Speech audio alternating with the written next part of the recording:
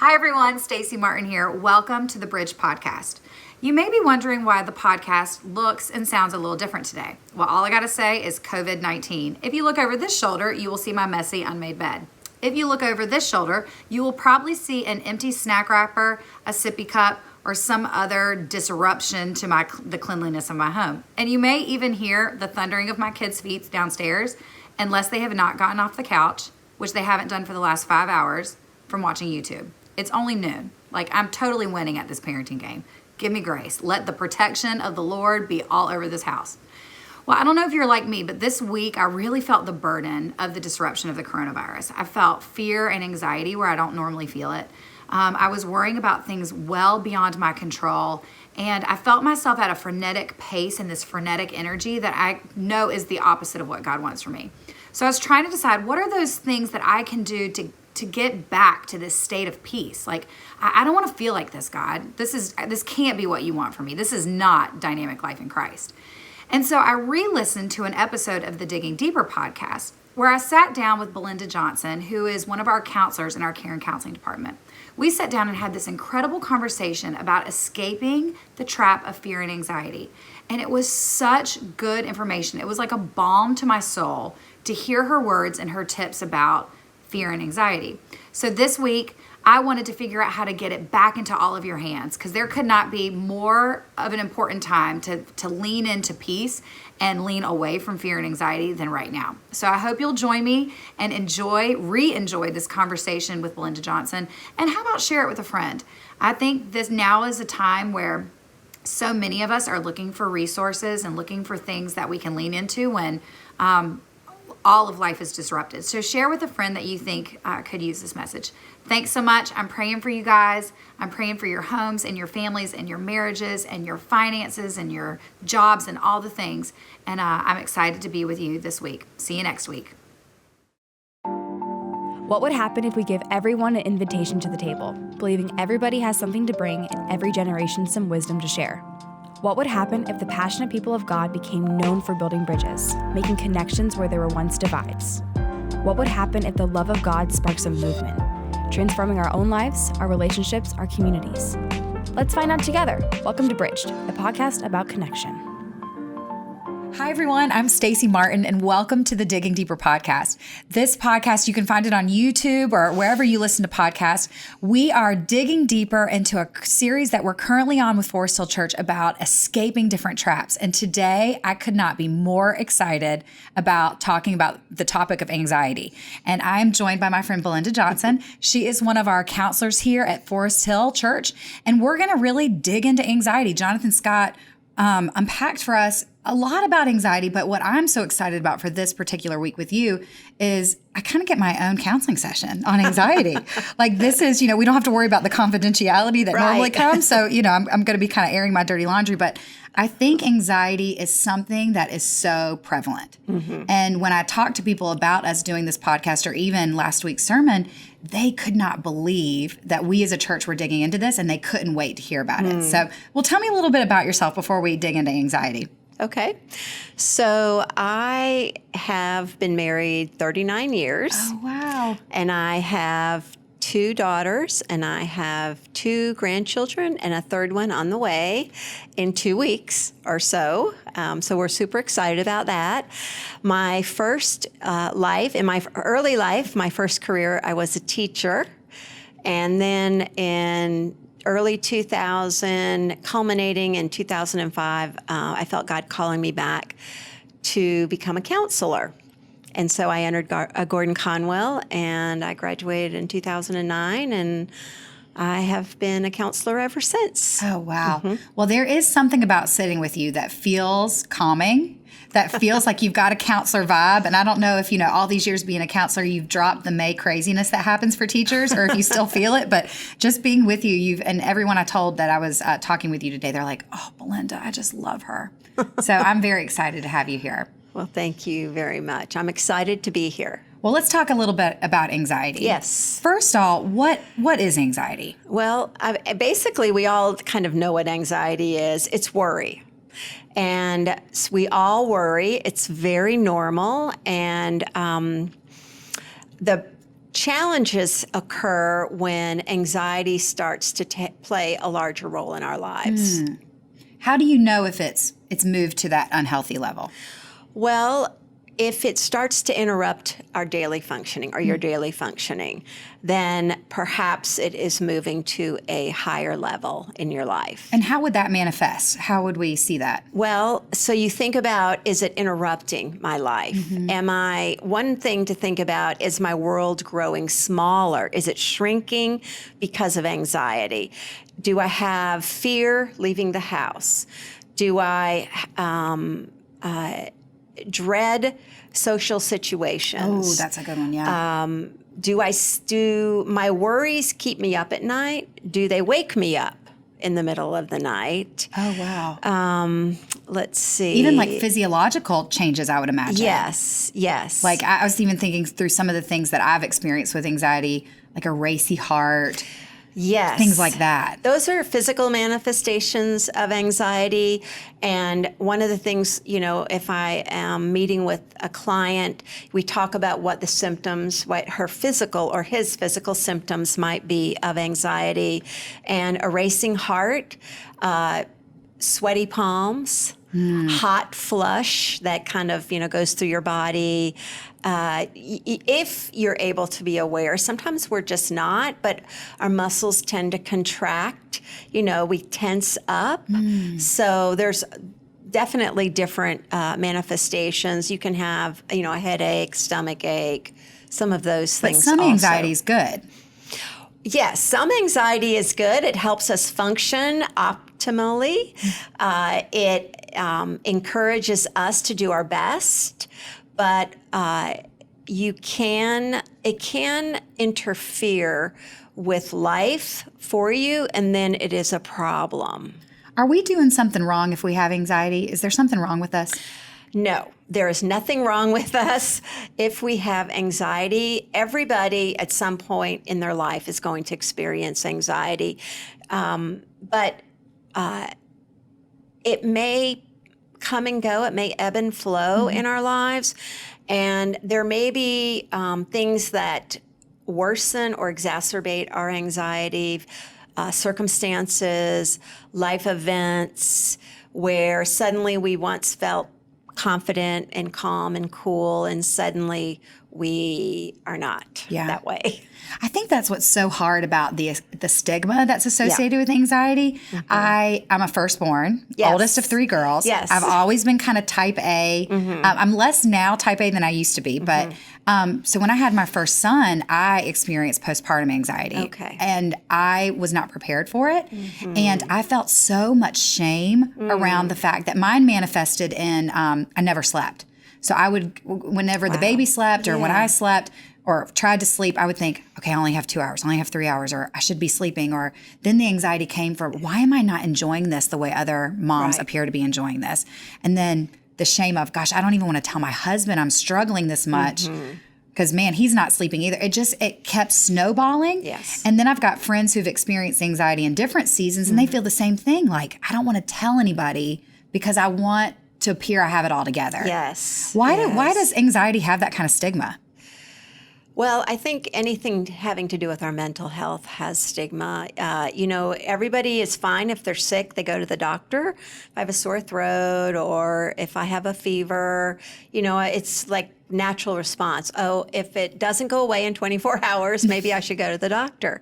But when we suffer from other things that have to do with our mental health, anxiety, depression, anything that sort of attacks our emotional state, we don't share those things. Yeah. We have embarrassment, and we feel like there's a stigma around that. And I believe that there has been a stigma, but I do believe it is definitely lessening.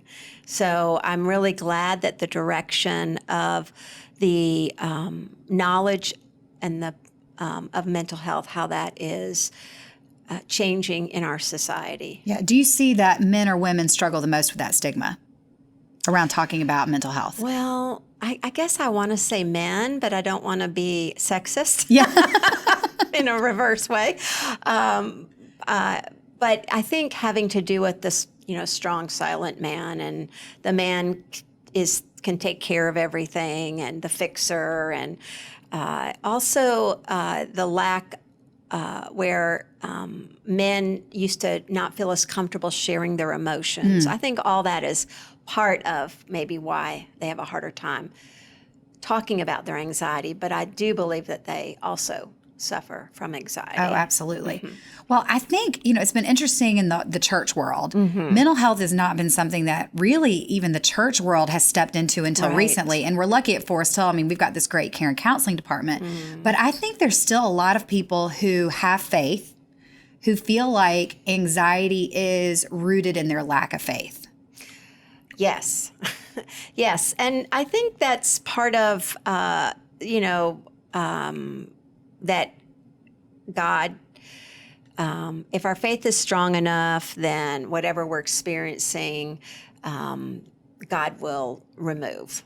And I do believe that God heals completely with all kinds of issues, mental health, physical health. But I also know God chooses to heal in multiple ways. And sometimes the healing is prayer only. Sometimes it is through a doctor or through a counselor. Sometimes it is with medication. And many times it's a combination of all three. So taking anxiety medicine is not unbiblical? No, not it. I do not see anything that would support that it is unbiblical. You just set some people free. Well, good. Because I remember thinking, especially when I was in that postpartum phase, is that I must be doing something wrong because when I pray about it, I don't get this like quote unquote peace that passes all understanding. Yeah. Like, I don't know what that piece is, but I don't have it. And it wasn't until my OBGYN prescribed me Zoloft that I was like, oh, I can see clearly. Yes. Like I could not even think rationally. Yes. And that medicine, but I even felt shame about that medicine. Yes. Well, gosh, this prescription, this little script pad is indicative of my spiritual life too. Yeah. And that I'm glad to hear that because I think you really have set some people free in that for sure. Yes. Medication is absolutely essential for some people. And I would never want anybody to feel that would not be, that's an ungodly thing to do. I will tell you that I also take medication. I take Zoloft right now, and I've been off and on it for years. And Zoloft is technically an antidepressant, but it also treats anxiety, and I have anxiety myself. So I have found it helpful. It sort of just takes the edge off. So I'm able to not have my world shrink because of my anxiety. Sure. I'm able to do coping strategies that I know myself because I work with people with anxiety and through my education and training. So I utilize the same strategies that I give clients, and they are extremely helpful. Sometimes if you do have a degree of anxiety that coping strategies alone are not effective, if you do take a medication, it can help those coping strategies become effective. Well, what are those coping strategies?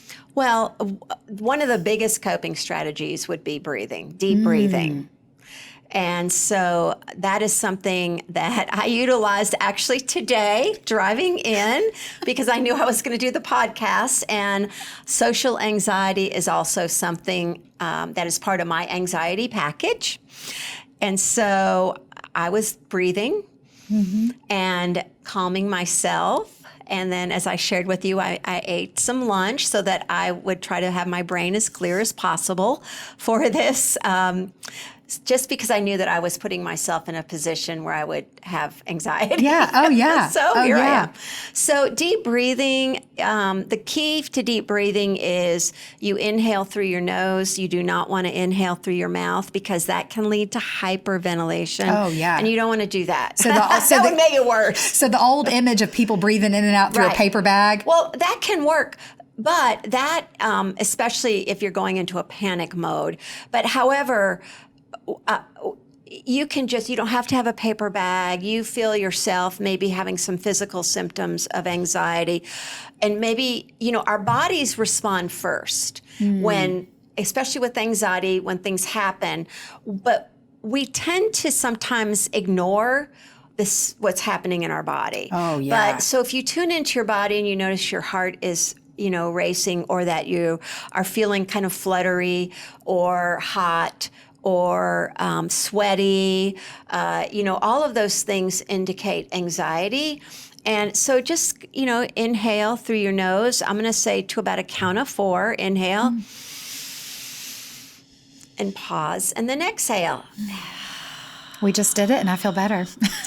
And the reason you feel better is because when we exhale, you are actually activating the parasympathetic nervous system, which is the rest and digest of the nervous system. You've heard of fight, flight, and freeze, yes, right? Yeah. Well, that is the sympathetic nervous system. And that, when our anxiety increases or escalates to a specific level, I'm not going to say I know what that level is, but we can go into a panic mode. Yes. And sometimes we might have a panic attack.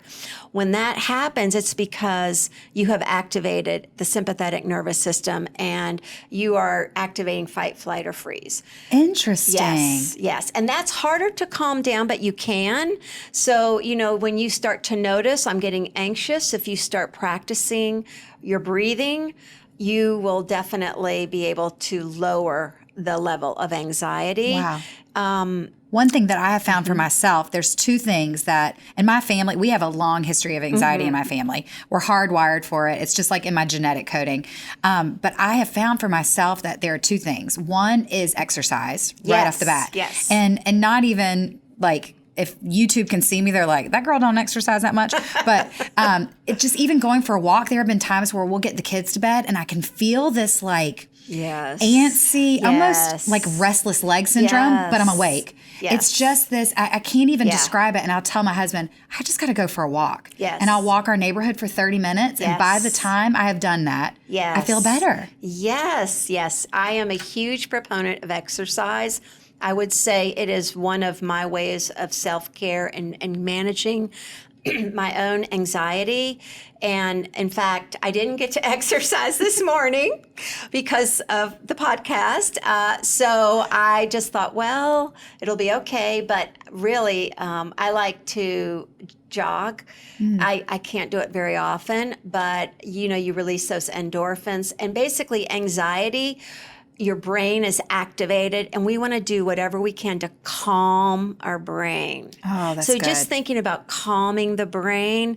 And so when you go out and walk and you get your heart rate elevated a little bit, doesn't even have to be like a jog or a run, but also I'm going to say using the bilateral motion that happens in your movement, you are calming your brain. Oh. And it is very effective for working with anxiety. Also, yoga is really, really effective. Yoga is just like the trend now.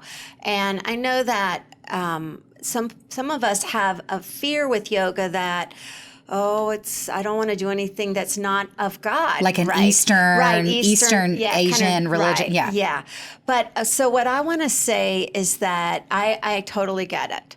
I think, though, God created all good things. And, of course, we have an enemy who wants to pervert those things. Oh, that's good. So, for you just to be careful, scoping out, where you would maybe do yoga, or maybe, doing it through YouTube or, anywhere online, just where you can kind of be, the judge of whether it's a yoga for you or not. Yeah. But I found a great YouTube yoga channel that I have been doing, and I love her. I've got 2 young kids and a husband that travels, so I don't have a ton of flexibility. Yes. Or, honestly, I probably have some anxiety about going to a yoga studio and being the one that accidentally farts during yoga class, or something like that. So it's better for me to do it at home. But yoga with Adrienne. And so she is not, I don't get the vibe that she's a Christian, but I also don't get the vibe that she's like pushing you into a spiritual way. Right, yes. And a lot of times, like, she'll talk about different centerings. Like I've been doing this yoga camp with her, short 30-minute videos, and she'll have a mantra. Okay. And so one of them is like, today I'm awake. So, and you finish the sentence. So I know that she might say, today I'm awake to my potential. Right. But I'll say, today I'm awake to the way God is going to move. Yes. Like I'll complete the sentence in a way that spiritually grounds me. But I will say Yoga with Adrienne. She gets my full endorsement if anybody's looking for a YouTube yoga channel. That sounds and great. needs a little privacy like I do. And a lot of times the Y offers yoga classes that are not so Eastern, but every now and then you have a teacher who seems a little out there. Very namaste, y'all. Right, yeah.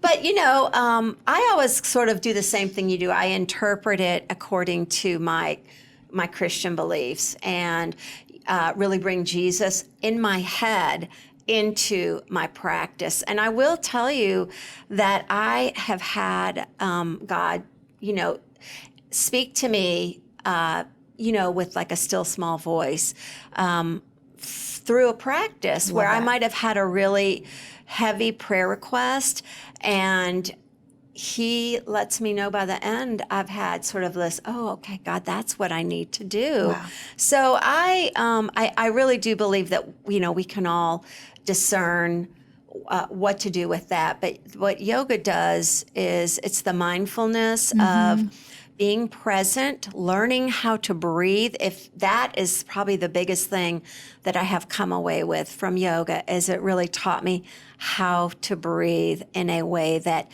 calms the brain. Right. Yes. Well, what's so interesting that you were saying that, God creates all good things. So much about Jonathan's sermon was about Philippians 4. Yes. Where it really does talk about mindfulness. Yes. And I want to go back to that. Yes. But one thing I really appreciate that you just did in this was be very vulnerable about your own journey and anxiety. And I think Jonathan did that really well this weekend too, talking about where he is in his current stage of life. Yeah. What role does vulnerability play in the healing process of anxiety?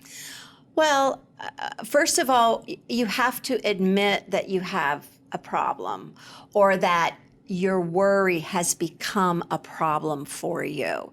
So you have to recognize that.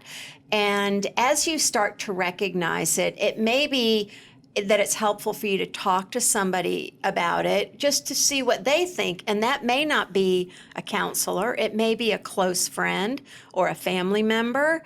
I think it's also important if you are someone who it's hard for you to share, that you are careful in who you talk to. Because not everyone's a safe person for you. Good. So to maybe even test the waters of, is this person safe for me? And not just thinking, well, they must be safe because they're willing to hear. Right. Yeah. Yeah. So, and sometimes a safe person, they are safe because they have shared personal things. Yeah. And that's inviting to you to share what's going on with you. Well, and you don't have to go right to the hardest part of what you're struggling with, but something a little like, sometimes I know that I worry an awful lot about this. And, but I do think if you can pay attention to yourself and notice if my anxiety is having such an effect on me that it is affecting how I live, or my work life or school life or my personal relationships. It's time to be vulnerable with somebody. Yes. That's good. Well, back to Philippians 4. I love that it is so much about mindfulness, like we talked about with yoga, but it's also talks a lot about gratitude and prayer. Yeah. What role do you think does gratitude play in addressing anxiety? Well, I think that gratitude is essential for looking outside of ourselves and opening up our world view, in a sense that sometimes anxiety can close in our world and make us super inward focused, and where it can become suffocating almost within ourselves, so it's not helping us. So gratitude helps move our focus from internal to external to outward. And that really helps us begin to see more than just what's happening inside of us. So I do think it's really important. Does a daily practice of gratitude, I mean, is it as easy as making a list at the end of the day of things that happen that you're grateful for? Yeah. So, I remember that I went through where I tried to do stuff on my phone. And everybody nowadays is super in their phone, as far as it's part of how you function. And there are apps like gratitude apps, journal apps. So, or you have a little note section on your phone and you could just write down some things daily. And if you do it at the start of your day, then it can help set the tone for your day. But I also think that it's important to not necessarily repeat the same things every day, because we can do that, but then we can lose sight that it has any meaning for us. So maybe just trying to explore, other things you're grateful for.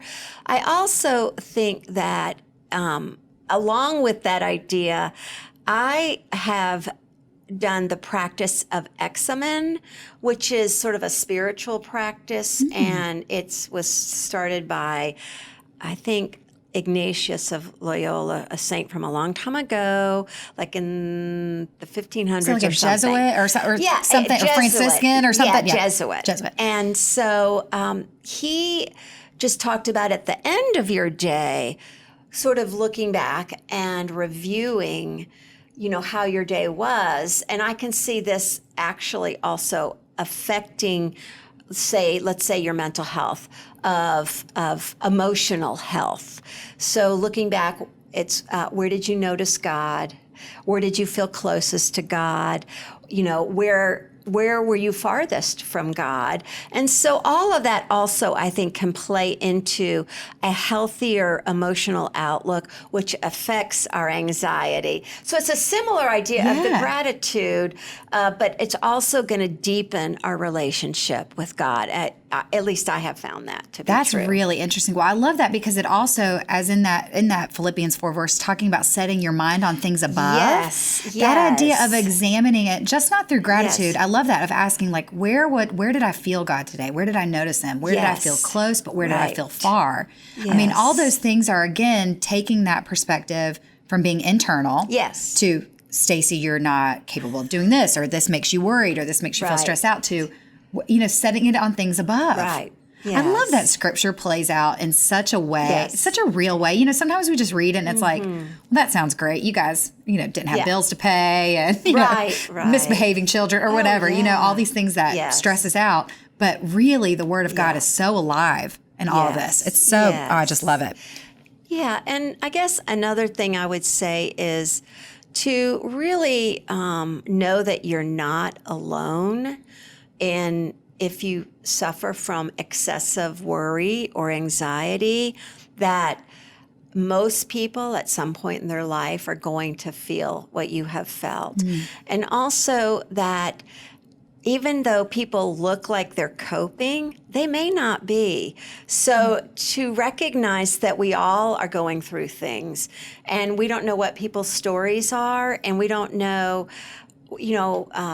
just what they've experienced in their life that might have helped trigger anxiety, and how maybe they have moved through that. So just, I guess, you're not alone. Oh, that's so good. I think that's comforting to people. I have a group of girlfriends. There's 7 of us that are on Marco Polo app. And so it's basically like these video chats that you all put together, and we live all over, so we can kind of all chat back and forth. Okay. And even though we've been friends for like 20 years, we realized that we kind of saved the best versions of ourselves from when we go on these girls' weekends. And what Marco Polo has done is allow us to talk on a daily basis together in a way where we're now starting to share some of our junk, which we've always shared kind of the big junk, but like the daily stuff. Yes. And so now we'll say, I may say as I'm driving in, gosh, y'all, I'm feeling really anxious today about this season of life I'm in, or this is like, I can feel it. I'm just not looking forward to this. And as soon as we say it, somebody chimes in and says, me too. I thought I was the only one. Yes. There's something so powerful about knowing that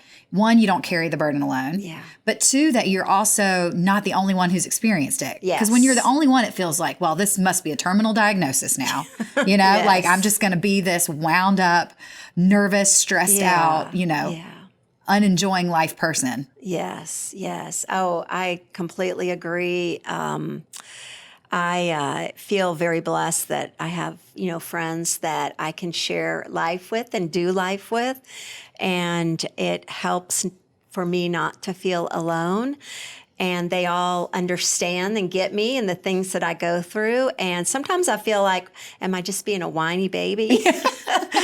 But then again, I'm like, no, because they affirm, whatever's happening and that they're there and that they're praying for me. And where would we be without our community? Oh, gosh. And I find that when I keep that stuff inside, which I'm a stuffer, it is not real comfortable to me to talk about my feelings or areas that I struggle. I've never been good at it. I'm starting to get better, but I still don't like it. Like it hurts to talk about it. But I find that but what hurts more is like when I stuff it, it festers and it comes out in weird ways, like high blood pressure. Yes. Yelling at my kids. Yes. Like being distant to my husband. Yes. Like dreading everything. Like not just the Monday blues, but the Monday, Tuesday, Wednesday, Thursday, Friday blues. Yes. And so I find that once I can just bring it out into the light, which is biblical too. Yes. Things that are brought out into the light, they don't have any power anymore. Because Satan does want to take all of that and make you feel like you're drowning. But as soon as you expose it, it's like, oh, I might actually feel a little freedom from it right now that I've said it. Yes. That is something that anybody who does come in for counseling, that is probably the first thing that they take away from just meeting with somebody is having the opportunity to be heard, to be listened to be validated with what their experience is, and to know that they're not alone. To be a burden, we're a burden sharer. That's good. With our, the people we come in contact with. And, so how does that appointment work? Because I know for me, we've done counseling for different things, but I think I've never done it for just myself. Because, for a lot of reasons, but one of the things there's a whole plethora of reasons, but one of the things that I always worry about is where would I even start?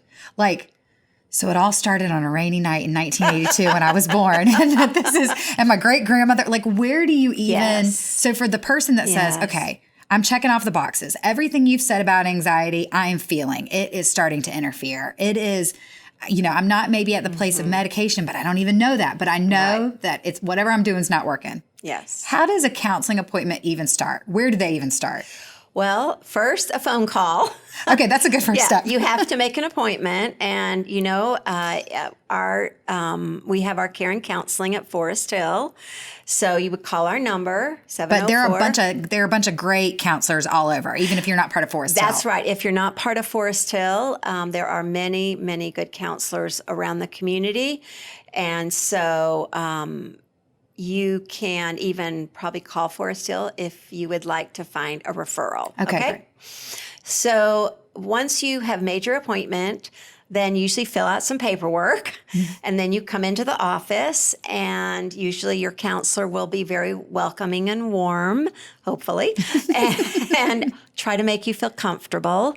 And you'll review the paperwork and then talk about confidentiality, which is really important in counseling because that's part of what makes you feel safe enough to share those things that maybe you don't share very easily. So that's established. And then it's basically, so what made you decide to call, or what brought you in today? And you would then be invited to share whatever you want about what made you decide to come in. And so it's not necessarily like the person laying on a couch and you saying, look at this ink blot and tell me, do you see a picture of your mother? It's not like. Well, most counseling nowadays is not like that, but they do still do that in some places.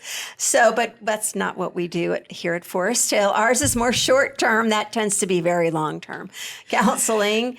And no, we are here just to try to help you navigate state where you are in your life and utilize tools and strategies that we have learned that we would like to share with you. Well, I appreciate you normalizing that, because I think people with anxiety, there's anxiety and even like, what do I expect? I find that my son, even at a young age, experiences some anxiety, and it manifests in a lot of questions.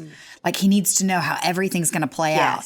And at first I thought he was just inquisitive, but then I realized, well, I've got some of that. You know, when there's a new situation, I want to know every detail about how it's going to play. Like, okay, I'm going to walk in the door, and then what's going to happen? Who am I going to see? So I love that you even went as far as saying, well, first you got to call. Yes. And then you have some paperwork. Right. Because that can throw people for a loop when they don't know every detail. So I appreciate you normalizing that. Yes, yes. And I've had counseling myself many times. And I have experienced being on the other side, being a client, and I understand how hard it can be and scary. And And, I'll also say that not every counselor fits every client. So if you go to somebody and it just didn't seem to feel right or work right for you, you might know right away, or it may take another visit. But, I would encourage you to try a different counselor. So counselors don't get their feelings hurt. Well, I mean, everybody's human, right?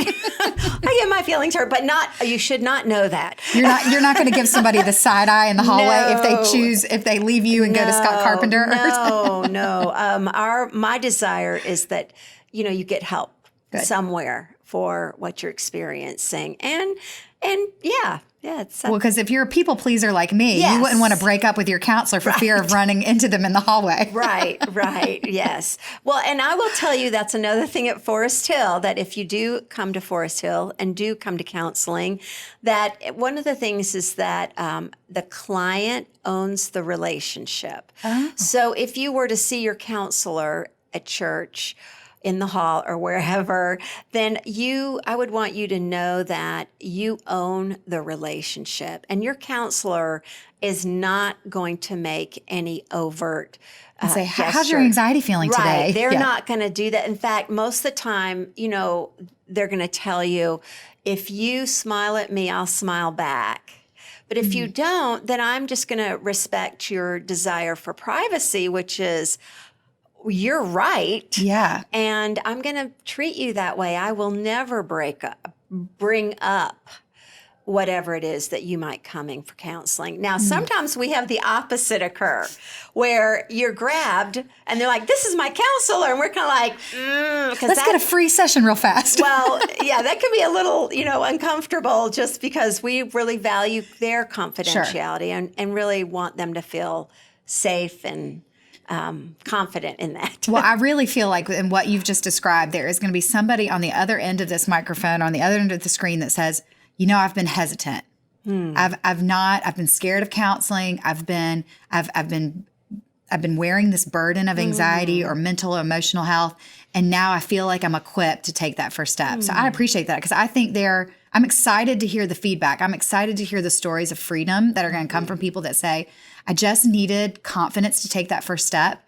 And then the freedom that comes from having somebody help bear the burden with them, like you said. I think that's so neat. Yeah. Well, let me ask you this last two questions about anxiety. The first one, do you ever get over it? Like, are you ever able to conquer it forever, or do you just learn how to manage it? Well, I think that goes back to God, because God, first of all, heals in different ways. And his healing may be that he is going to give you what you need to cope with it, or he may heal you completely of it. And he may use the various tools of healing. He may use just prayer. He may use a counselor. He may use medication. He may use all three.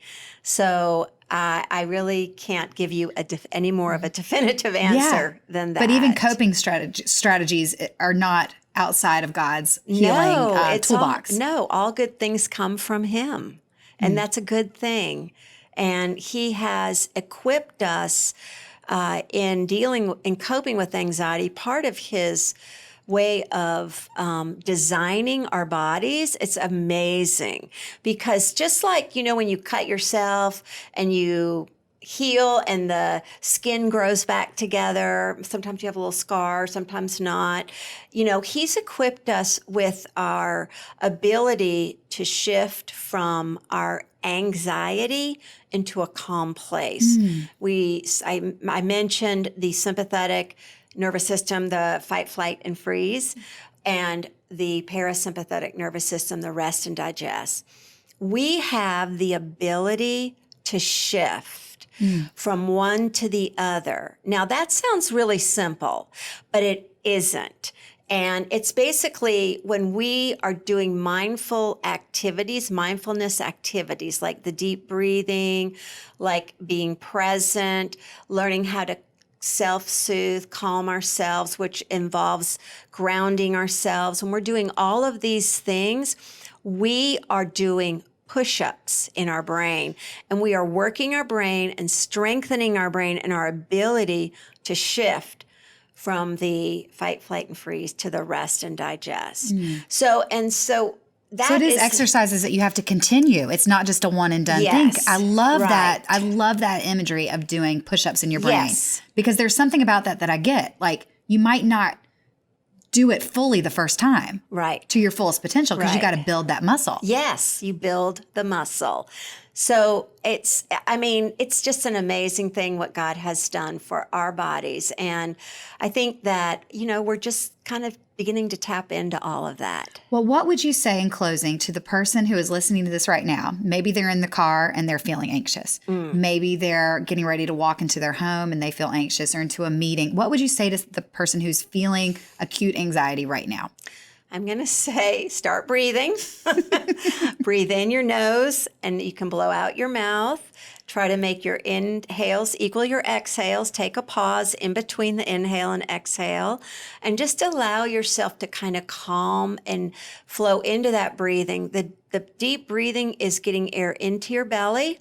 When we're anxious, we breathe shallow up in our chest and we're not getting air in. So as we do more cycles of deep breathing, we are able to move air in. And the other key is with deep breathing and you're anxious already is if you even hold your breath, say inhale 4, hold 4, exhale 4, 4, 4, 4.